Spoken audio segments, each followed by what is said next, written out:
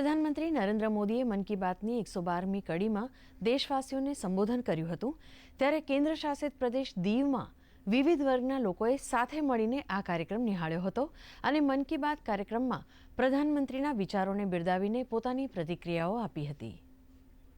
જે અલગ અલગ કલ્ચરના જે પ્રમાણે પ્રધાનમંત્રી સાહેબ આપણને જે પ્રમાણેનું નોલેજ આપે છે, જે હેન્ડલૂમનું બતાવ્યું એ વગેરે વગેરે, એ પ્રમાણે એ લોકો ઘણું પ્રોત્સાહન કરે છે કે લોકોને પણ એક જાગૃતતા આવે કે ખાદી તરફ પણ વળી શકે લોકો, અને જે નવી નવી હેન્ડલૂમ્સ અને બધી જે સ્કીમ છે કે જે યોજનાઓ છે કે જેની અંડરમાં એ લોકો એને સબસિડીમાં પણ એ લોકો કન્વર્ટ કરી શકે છે કે જે લોકોને જવું હોય તો કરી શકે। એના માટે મને બહુ સારું લાગ્યું। मुझे तो सबसे ज़्यादा यही बात अच्छी लगी कि सर हमेशा बच्चों के लिए आगे रहते हैं और बच्चों को प्रोत्साहन देते हैं और हर एक क्षेत्र में बच्चों को आगे बढ़ने की प्रेरणा देते हैं।